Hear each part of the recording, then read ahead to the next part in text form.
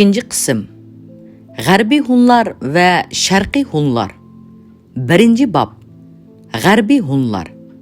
Birinci. Hunlarning ikkiga bo'linib ketishi.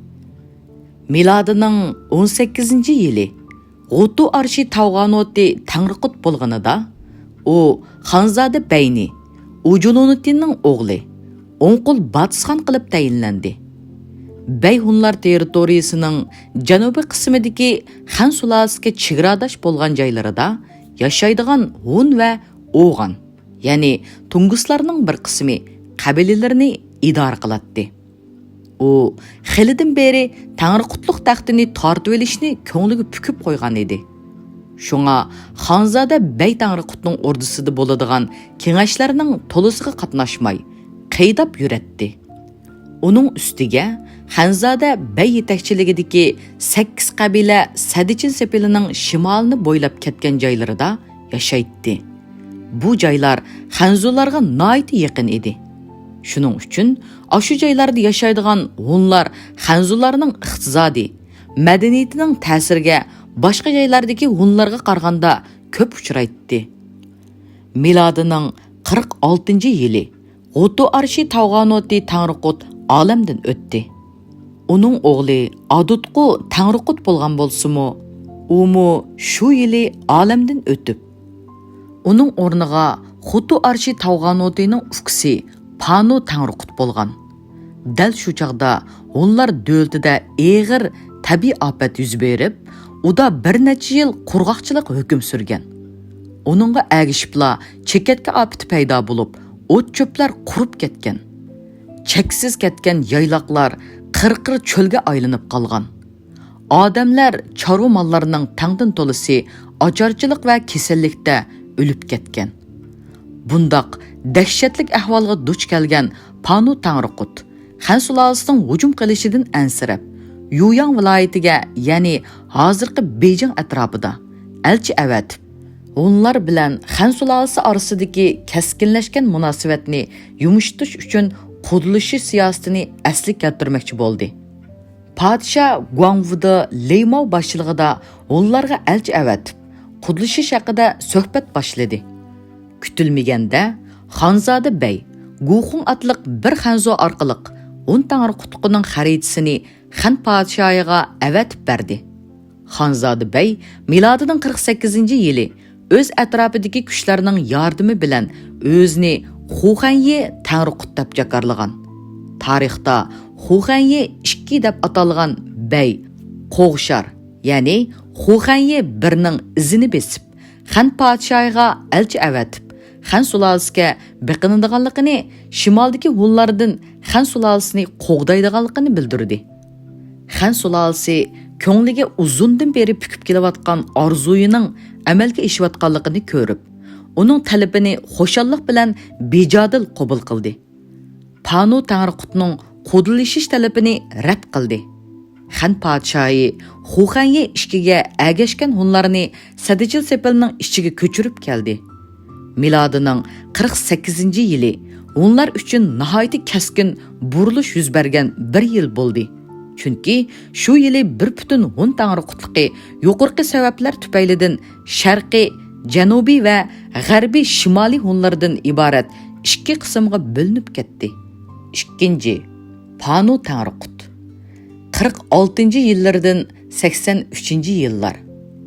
G'arbiy Hunlar, ya'ni shimoliy, o'zining tunji Tangriquti Panu vaqtida, ya'ni 46-yillardan 83-yillar o'z beshidan nihoyat murakkab ahvollarni kechirdi. Milodining 49-yili sharqdagi O'g'anlar, Syampiylar isyon ko'tarib, g'arbiy Hunlarning dushmanlari bilan birlashib oldi. Xan sulolasi hukmronlari g'arbiy Hunlarni parchalash, qamal qilish, oxiri yo'qotish uchun qo'lidan kelgan barliq tadbirlarni qo'llandi. Ular g'arbiy Hunlarning g'arbiy yurtdagi xonliqlar bilan bo'lgan siyosiy, iqtisodiy aloqasini uzishga urindi. Lekin bu ish amalga oshmadi. G'arbiy Hunlar uda bir necha yil yuz bergan tabiiy ofat va sharqiy Hunlar, ya'ni janubiy Hunlar, O'g'anlar, Sempiylarning hujumlari sababidan shimoliy tarafga siljib ketishga majbur bo'ldi. Panu Tangriqut ahvolning shundaq eg'irligiga qaramay, o'z territoriyasining g'arbiy qismidagi, ya'ni O'rta Osiyo, Qozog'iston xonliqlarini tizginlab oldi. Panu Tangriqut Xan sulolasining hujum qilishini cheklash, ularning sharqiy hunlar bilan bo'lgan munosabatini uzib tashlashga urinib ko'rdi. Panu Tangriqut bu maqsadni ishga oshirish uchun milodining 51, 52, 55, 64-yillari Xan sulolasiga elchi avatib, qo'dlishish, o'zaro savdoni yo'l qo'yishni talab qildi. Xan sulolasi milodining 64-yili Panu Tangriqut oldiga elchi avatib, faqat o'zaro savdoni yo'lga qo'yishga rozilik bildirdi. Lekin savdo aloqasi milodining 72-yili o'zaro yuz bergan urushdan keyin uzilib qoldi. Panu Tangriqut o'zining ichki va tashqi ahvolini yaxshilab olgandan keyin Shanshi, Sanshi, Xebey o'lkalarining shimoliy qismiga hujum qildi. Shu munosabat bilan Xan sulolasi g'arbiy hunlarga qarshi urush harakatlarini boshladi. Xan sulolasi bu qitimqi urushga sharqiy hun, O'g'an, Sempiylardan bo'lib bir necha to'man otliq qo'shinni asos qilib, 4 yo'linish bo'yicha hunlarga hujum boshladi. Birinchi yo'linish Duku boshlig'idagi qo'shin hozirgi Gansudagi Juchan viloyatidan yo'lga chiqib, g'arbga yurib Tangri teg'ida, ya'ni Turpanning shimolida, g'arbiy hunlarning G'oyan xoni yetakchiligidagi hun qo'shinlarini tarmar qildi. Ularni Barsko'l, ya'ni Barko'l atrofigacha qo'g'lab berib, Qumulni oldi. Ikkinchi yo'linish Gingbang boshchiligidagi 10 ming kishilik qo'shin hozirgi Ningshadagi Erisin ko'lining bo'yidan shimolga qarab yo'lga chiqib, Qumulga joylashib olgan Duku qo'shinlari bilan qo'shildi. Bu chaqda Panu Tangriqut Seriq daryodan o'tib, Gavju shahri, ya'ni Ordus yayliqining shimolida, orqaliq ular territoriyasiga qarab mangan 11 ming kishilik otliq qo'shin bilan hozirgi Datung shahridan yo'lga chiqib, ular territoriyasiga kirgan dushman qo'shinlarga, ya'ni bular asosan sharqiy hun, Sempi, o'g'onlardan tuzilgan ko'rinish berib, orqaga chekindi. Mana shu 3-4 yo'nalishdan hujum boshlagan qo'shinlar mag'lub bo'lib, orqaga chekindi. 3. Sempilar va g'arbiy hunlar. Milodining 83-yili g'arbiy hunlar Tangriquti Panu Tangriqut olamdan o'tdi. Uning o'rniga Sanmulu Otzi Tangriqut bo'ldi. Bu onlar taxtida 1 yil, ya'ni 83-yillardan 84-yil o'ltirib olamdan o'tdi.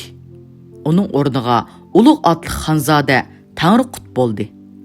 Ulug' Tangriqutlik qilgan mezgilida, ya'ni 84-yillardan 87-yillar g'arbiy hunlar Sempiylar tarafidan nihoyat og'ir mag'lubiyatga uchradi.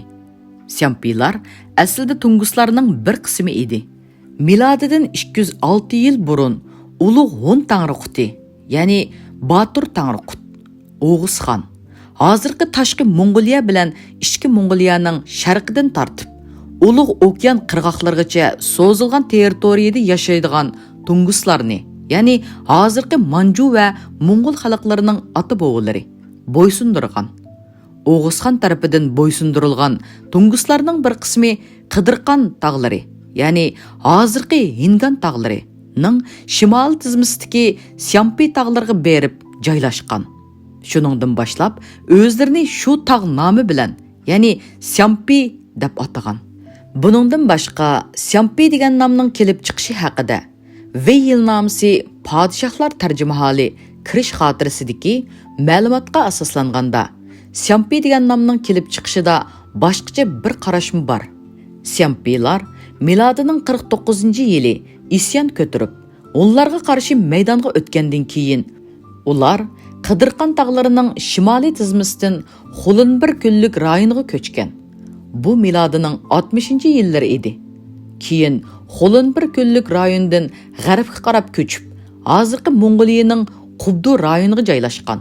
Milodiy 2-asrning oxiriga kelganda Sempi xoni Qaypan, Sempi qabilalarini boshlab Qubdu rayonidan janubga qarab ko'chishga boshlagan.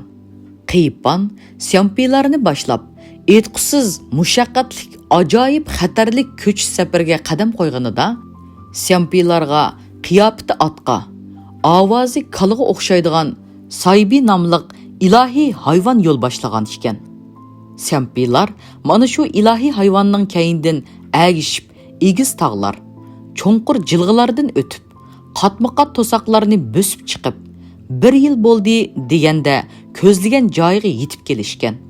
Shuningdan boshlab Syampiylar Saybi degan ilohiy hayvonga cho'qinadigan bo'lgan. Yuqoridagi tarixiy yilnomada Syanpi degan nom Saybi nomidan kelib chiqqan deb bayon qilinadi. Yuqorida aytilgan ikki xil qarashning birida Syanpi degan nom tog'ning nomi bilan munosabatlik bo'lsa, yana biri Syanpi degan nom ilohiy hayvon Saybining nomi bilan munosabatlik.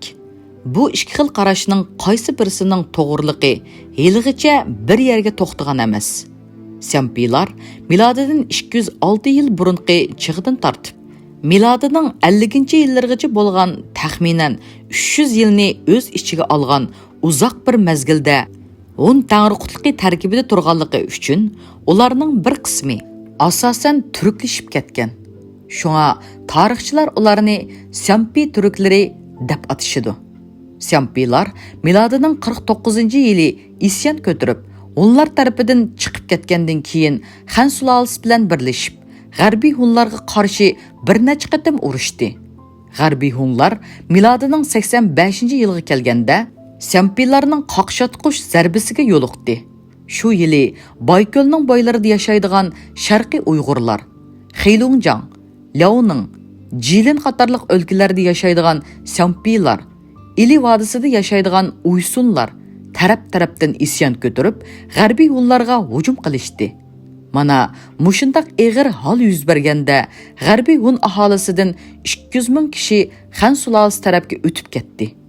Milodining 87-yili Urxun daryosi bo'yida Syampiylar bilan G'arbiy hunlar o'rtasida nihoyatda dahshatli, qonli urush yuz berdi. Urushda G'arbiy hun tangriquti Ulug' Tangriqut asirga tushdi. Milodidan 206 yil burun Batur Tangriqut Tunguslarni bo'ysundirganida Tungus xonlarining qabristonligini yer bilan yakson qilib tuzdivatgan edi. Shu tarixiy adovatni unutmagan Syampiylar onlardan qattiq o'ch oldi. Syampiylar asirga tushgan Ulug' Tangriqutni tirik turg'izib, terisini ta'tir so'yib o'ldirdi. G'arbiy hunlar bu eg'ir mag'lubiyatdan keyin Urxun daryosining g'arbiy tarafiga qarab ko'chdi. 4. Hunlarning g'arbga ko'chishi. Ulug' Tangriqut, ya'ni 87-yil o'ldirilgandan keyin uning o'rniga Shimoliy Tangriqut nomi bilan atalgan Hun xonzodasi Tangriqut bo'ldi. Ya'ni Ulug' Tangriqutning oti bir ana boshqa qarindishi bo'lib, boshda u O'nqul Bilikxon bo'lgan. Tarixda uning nomi ma'lum emas. Shimoliy Tangriqut onlarga tangriqutlik qilgan chig'ida, ya'ni 87-yillardan 91-yillar Xan sulolasi bilan G'arbiy hunlar orasida 2 qatim urush bo'ldi. Milodining 89-yili Xan sulolasi 36 ming kishilik otliq qo'shin tashkillab 3 yo'linish bo'yicha hunlarga hujum qildi. Dushan, Gingbing boshchiligidagi 18 ming kishilik otliq qo'shin Ordus yayliqining g'arbiy shimolidan yo'lga chiqib, G'arbiy hunlarga qarshi mangdi. Sharqiy hun tangriquti Tuntug'i 10 ming kishilik otliq hun qo'shinni boshlab, Ordus yayliqining shimolidan yo'lga chiqib, G'arbiy hunlarga qarshi mangdi. Dinxun boshchiligidagi 8 ming kishilik otliq qo'shin, ya'ni bularning hammasi Tobut, hozirgi ishki Mong'oliyaning Go'yang noyisidan yo'lga chiqdi. Dushan boshchiligidagi qo'shin onlar territoriyasiga 3000 yo'lchi ichkirilab kirib, hozirgi tashqi Mong'oliyadagi Xangay tog'larining janubiy tizimlarida Shimoliy Tangriqut bilan uchrashdi. Urushda onlar mag'lub bo'ldi. Shimoliy Tangriqut g'arbga chekinib, Oltoy tog'lariga yurib ketdi. G'arbiy hun aholisidan 200 ming kishi taslim bo'ldi. Dushan 1 million to'yaqdan ortiq chorva mol g'animat oldi. Dushan, Sharqiy Hun va Tubutlarning kuchiga tayinib, G'arbiy Hunlar ustidan qozongan g'alabasining xotirasini Xangay tog'idagi bir toshga o'ydirib, keyniga yondi. G'arbiy Hunlar milodining 90-yili va 91-yili yana mag'lub bo'ldi. 5. Syampiylarning kuchayishi. G'arbiy Hunlar bir necha qitim mag'lub bo'lgandan keyin g'arbga qarab yurib ketdi. Ular eng azaldan tortib yashab kelgan joylariga Syampiylar kelib o'rinlashdi. Shu chaqlarda g'arbga ko'chmay o'z yurtida qolib qolgan Hunlardan 600 ming kishi Syampiylarga taslim bo'ldi. Milodining 91-yili Shimoliy Tangriqut Hunlarning nihoyat nurg'un qismini boshlab g'arbga ko'chib ketgandan keyin Hunlar territoriyasining markaziy qismida, ya'ni hozirgi tashqi va ishki Mong'oliyada nihoyat cho'ng qalaymaqonchilik yuz berdi. Syampiylarning kuchib ketayotganligidan cho'chigan Xan sulolasi 2-asrning boshlaridan tortib Sharqiy Hunlar, O'g'onlar bilan birlikda turib, Syampiylarga qarshi urush yo'liga o'tdi. Milodiy 2-asrning yarmida Syampiylardan talantliq, botir bir tarixiy shaxs maydonga chiqdi. U Tanushxuy edi. Tanushxuy milodining 147-yili Syampiylarga xon bo'ldi. U 20 yil ichida, ya'ni 147-yildan 167-yillar Boyko'l bo'yidagi Sharqiy Uyg'urlarni, asli makonlarda qolgan Hunlarni, Uysullarni bo'ysundirib, u Sharqiy Koreyaning g'arbiy chegarasi bilan Ulug' okean qirg'oqlarigacha, Shimoliy Boyko'l, Yansay daryosining yuqori eqinlari, G'arbiy Yettisu, ya'ni hozirgi Qozog'istondan O'rta Osiyogacha, Janubiy Sadichil sepilg'icha so'zilgan nihoyat keng territoriyani o'z ichiga olgan Ulug' Syampiylar imperiyasini, ya'ni 147-yillardan 235-yillar vujudga keltirdi. Tanushxuy 20 necha yilgacha, ya'ni 156-yillardan 178-yillar Xan sulolasiga qarshi urush harakatlarini elib bordi. U Sanshi, Shanshining shimoliy qismlariga, Gansuning Juchan qatorliq joylariga besib kirib, Xanzu xalqiga chidog'siz balay ofatlarni keltirdi. Syampiylarga 25 yil imperator bo'lgan Tanushxuy milodining 183-yili 43 yoshida olamdan o'tdi. Tanushxuy olamdan o'tgandan keyin Syampiy shahzodalari o'rtasida nihoyat uzoqcha hokimiyat talashish bo'lib turdi. Ularda bo'linish, qayta birlikka kelish, oxiri berib halok bo'lish yuz berdi. 6. Banchov bilan Banyuan Tarimda. Xan qo'shinlari milodining 73-yili Qumulni g'arbiy Hunlar qo'lidan olgandan keyin Sharq bilan, ya'ni asosan Jungo bilan g'arb orasidagi qatnash o'z holatiga keldi. Bu aloqa milodining 16-yilidan boshlab milodining 73-yiligacha, ya'ni 60 yil uzilib qolgan edi. Chunki Wang Mingning qalaymaqonchiligidan keyin Xan sulolasi halsirab qolganligidan g'arbiy Hunlar bilan to'qinishib qilishdan o'zini chetga tortgan edi. Podshoh Xanmindi, ya'ni 58-yillardan 75-yillar, milodining 73-yili harbiy strategiya va xalqaro qatnashda nihoyat muhim tugunlarning biri bo'lgan Qumulni olgandan keyin Tarim vodisidagi Uyg'ur xonliqlari bilan g'arbiy Hunlarning munosabatini uzib tashlashga kirishdi. Podshoh Xanmindi shu maqsadni ko'zda tutib, milodining 73-yili Banchovni 36 odam bilan Tarim vodisiga avatdi. Banchov Tarim vodisiga kelib 31 yil, ya'ni 73-yillardan 102-yillar faoliyat elib bordi. U shu jarayonda elchilarning huquq doirasidan chiqib, eng avval Lolan xonligiga kelib, Lolan xonligida turadigan Hun elchisini, ondan keyin Xotan xonligiga kelib, Hunlar tarafidan qo'yilgan nazoratchisini ko'zdan yo'q qildi. Banchov Tarim vodisida Hunlarga qarshi harakat elib berayotgan chig'ida g'arbiy Hunlar milodining 77-yili Qucha xonligi bilan Qara shahar xonligining madad berishi orqasida Jimsar atrofidagi Arqush xonligi va Aldıqqush xanlıqı, ya'ni Turpandagi Xan qo'shinlarini tarmar keltirib, cho'ng bir g'alabaga erishdi. Podshoh Xanjongdi, ya'ni 76-yillardan 88-yillar g'arbiy hunlarning qistishi bilan g'arbiy yurtga avatgan Banchowni qumulda bo'z yer ichib, dehqonchilik qilayotgan harbiy dehqonlarni qaytirib ketishga majbur bo'ldi. Milodining 73-yilidan 77-yilgacha 4 yil davom qilgan xalqaro qatnash yana uzildi. Bundaq uzilish 14 yil, ya'ni 77-yillardan 91-yillar davom qildi. Banchow milodining 77-yili podshohning yorliqi bo'yicha qaytib ketishga hozirlangan bo'lsa-mu, Xotan xoni uning ketmasligini talab qilib turib oldi. Banchow elchi sifatida Qashqarda turib qoldi. U milodining 80-yili podshoh Xanjongdiga yozgan maktubida, ya'ni yavoyi yotlar orqali yavoyi yotlarga hujum qilish Jungo uchun foydali degan. U podshohdan ozroq qo'shin avatib berishni o'tingan. Podshoh Xanjongdi Shuyxan boshchiligidagi 1000 kishidan tarkib topgan kichik qo'shinni Banchowga yordam berishga avatgan. Banchow Tarim vodisidagi Uyg'ur xonliqlarining o'zaro ziddiyatidan foydalanib, ularni bir-biriga, ya'ni Hun tarafdorlari bilan Xan tarafdorlarini urushtirib, nurg'unlagan qonlarining to'kilishiga sabab bo'lgan. Banchow milodining 87-yili Xotan, Qashqar, Yarkand qatorli xonliqlarni g'arbiy hunlarga sodiq bo'lgan Kucha, Qora shahar xonliqlariga qarshi turg'izdi. Ulardan 25 ming kishilik qo'shinni safarbar qildirib, Kucha, Qora shahar xonliqlarini mag'lubiyatga uchratqizdi.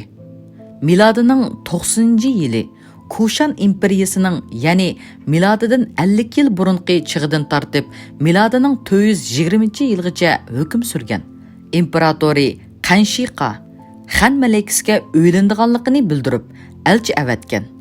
Kushan elchilari qamoqqa ilingan. Bu voqea yuz berganda imperator Qanshiqa II o'z ufqisining boshchiligida katta qo'shinni otlantirib, Pamir orqali g'arbiy yurtga mangdirgan. Kucha xonligi Kushanlarga yordam berish uchun qo'shin mangdirgan. Shundaq bo'lsa-mu, Banchow Xotan, Qashqar, Yarkand xonliqlaridan to'plangan qo'shinlarga yo'l ko'rsatib, Kushan qo'shinlarining orqa saf ta'minot yo'lini buzib tashladi. Oxiri Kushanlar mag'lub bo'ldi. Milodining 91-yili g'arbiy hunlarining nurg'un qismi g'arbga ko'chgandan keyin 77-yildan 91-yilgacha uzilib qolgan qatnash asliga keldi. Chunki g'arbiy hunlar milodining 91-yili mag'lub bo'lib, Qumulni qo'ldan berib qo'ydi. Sharq bilan g'arb orasidagi qatnash asliga kelib, 91-yilidan 106-yilgacha 15 yil davom qildi. Shu mezgilda Banchow Tarim vodisida o'ngishli faoliyat elib bordi. Keyin podshoh Xanxedi, ya'ni 88-yillardan 105-yillar, milodining 102-yili Banchowni qaytirib ketdi. G'arbiy hunlar o'zini o'ngishib olgandan keyin milodining 106-yili Xan sulolasidan Qumulni tortib oldi. Sharq bilan g'arb o'rtasidagi aloqa yana uzilib qoldi. G'arbiy hunlar bilan Tarim vodisidagi xonliqlar yana oppoq-chapoq bo'lib oldi. Milodining 89-yili hunlardan Xan sulolasiga taslim bo'lgan 200 ming kishi Sadichil sepili ichiga ko'chirib kelinib, sharqiy hunlarga qo'shib etilgan. Ular sharqiy hun tangriqutligiga bo'ysunmay isyon ko'tarib, Sadichil sepilidan chiqib shimol qarab ketgan. Xan qo'shinlari ularning keyindan qo'g'ilgan bo'lsa-mu, mag'lub bo'lgan. Mana shular milodining 94-yili hunlar yurtidan g'arbga ko'chib ketgan qarindoshlari bilan birlashib, Xanzodasi Pang'uni tangriqut qilib ko'tirgan. Pang'uni tangriqut, ya'ni 94-yillardan 118-yillar Tarim vodisini tizginlab olgan. U milodining 104-yillardan 105-yillari Xan sulolasiga 2 qatim elchi avatib, qudilishni talab qilgan bo'lsa-mu, talabi rad qilingan. Pang'u tangriqut boshchiligidagi hunlar Xan sulolasi chegaralarga hujum qilib, Xişi koridoriga tahdid silib turgan. Panğu Tanrıqut milodining 118-yili Sempilar tarafidan mag'lub qilingandan keyin Xan sulolasining himoyasiga o'tgan. Panğu Tanrıqut boshchiligidagi hunlar hozirgi Xenan o'lkasiga o'rinlashtirilgan. Chunki Xan sulolasi ularning sharqiy hunlar bilan birlashib olishdan qo'rqib, shu joyga ko'chirgan. Panğu Tanrıqutdan keyin, ya'ni 118-yilidan keyin G'arbiy Hun Tanrıqutligining nomi tarixda ma'lum emas. Shuningdan buyon G'arbiy hunlarning harakatiga G'oyan xon nomi bilan atiladigan Hun xonliqlarining yetakchilik qilganligi tarixiy yilnomalarda tilga ilinadi. Milodining 124-yili G'oyan xon boshchiligidagi G'arbiy hunlar Orqa qo'sh xonligi bilan birlashib, Qumulda turadigan Suban boshchiligidagi xon qo'shinlarini yo'qotdi. G'oyan xon shu g'albidan keyin Oldi qo'sh, ya'ni Turpan xalqini bo'ysundirib, sharqdan g'arbga boradigan qatnashni tizginlab oldi. Podshoh Xan Andi, ya'ni 107-yillardan 125-yillar, milodining 123-yili Banyan boshchiligida 500 kishilik kichikkina bir qo'shinni Tarim vodiysiga avatdi. Milodining 126-yili Banyan Kucha qatorliq xonliqlarining kuchiga tayinib, G'oyan xonni mag'lub qildi. Milodining 127-yili Xan podshohi Xan Shuandi Banyunni jinoyat o'tkazdi degan ma'no bilan zindonga soldi. G'arbiy hunlarning qolgan qismi milodining 90-yilidan tortib milodining 150-yillargacha G'oyan xon otliq yetakchilarining boshchiligida faoliyat olib borgan. G'oyan xon boshchiligidagi G'arbiy hunlar G'arbiy yurtdagi, ya'ni hozirgi atalmish Shinjang hukmronligini saqlab qilish uchun Xan sulolasi bilan 60 yilgacha, ya'ni milodining 90-yillardan 150-yillargacha urushgan. Shu mezgilda talash tortishda qolgan joy Qumul bo'lib, oxiri Xan sulolasining G'arbiy yurtni tizginlab olish niyati amalga oshmagan. Chunki Sharqiy Xan sulolasi dehqonlar qo'zg'olini yerlik bo'linma kuchlarining bergan zarbisi ostida halok bo'lishga qarab yuzlangan. Uning ustiga Tanshuxuy boshchiligidagi Sempilar Xan sulolasining qo'rqinchli dushmaniga aylangan. 7. Zabindir xonligi milodining 150-yillari G'arbiy hunlarning nihoyat nurg'un qismi O'rta Osiyo va Qozog'istonning g'arbiy qismiga qarab ko'chganda, onlarning yashangan va ojizlaridan bo'lib 200 ming kishi hozirgi Kuchaning shimolidagi joylarda turib qolgan. Mana shu hunlar Zibindir xonligi deb ataladigan davlatni qurgan. Bu davlat milodining 150-yillardan 6-asrning boshlarigacha hukm surgan. Bu davlat haqida, ya'ni Vey sulolasi yilnomasi Zibindir xonligi babida mundaq ma'lumot berilgan. Zibindir davlati Uysullarning g'arbiy shimoliga joylashgan. Ularning ota-bobolari onlar Shimoliy Tanrıqutligining qabilalaridan edi.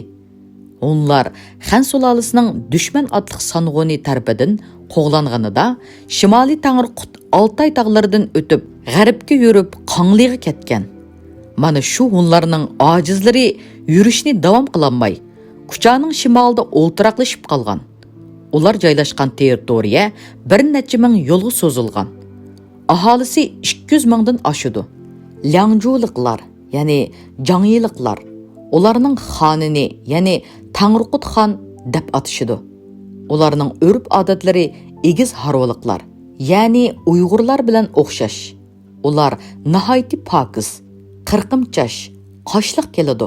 Yuzlariga erimchik surdi. Şoň ularning yuzlari yaltirab turdi. Har kuni 3 qitim eg'izni chayqaydi. Andan keyin tamoq yeydi. Ularning davlatining janubiy chegarasida Yanartog' bor. Tog'ning atrofidagi toshlarning hammasi erib, bir necha 10 yo'l joygacha eqib borgandan keyin andan qetishidi. Kishilar mana shu qetishmadan dor yasaydi. Milodining 420-yili Zabindir xonligining xoni Avar xonligi, ya'ni 394-yillardan 551-yillarning xaqoni Talan, ya'ni 431-yillardan 414-yillar bilan ko'rishish uchun bir necha ming kishini boshlab Avar xonligining chegarasidan o'tidi. Ular chegirdan o'tib 100 yo'ldan ko'proq yo'l yurgandan keyin avarlarni ko'rdi. Ular avarlarning kiygan chaponlarining paskinligi, chochlarining to'qilib ketganligi, qo'llarini yumaydiganligini ko'rgan. Uning ustiga avar xotin qizlarining yuyilmagan qochqumushlarni yalavatganligini ko'rgan. Shuning uchun Zibindir xoni "Men mana shundaq ishlar dövlatiga kirib qoptiman" deb orqaga qaytgan. Avar xonligi talon atli qo'shin avatib ularni qo'g'lagan bo'lsa-mu, ulgurolmagan. Ularning Toba xonligi, ya'ni 386-yillardan 534-yillar bilan aloqasi yaxshi bo'lgan. Milodining 443-yili Toba xoni Toba-To'ga elchilar avatib, hatto Tobalar bilan birlashib, avarlar bilan urushqanmi Zibindirlar edi. G'arbiy yo'llarining milodining 150-yillardan keyingi faoliyati haqida yetarlik aniq ma'lumot yo'q.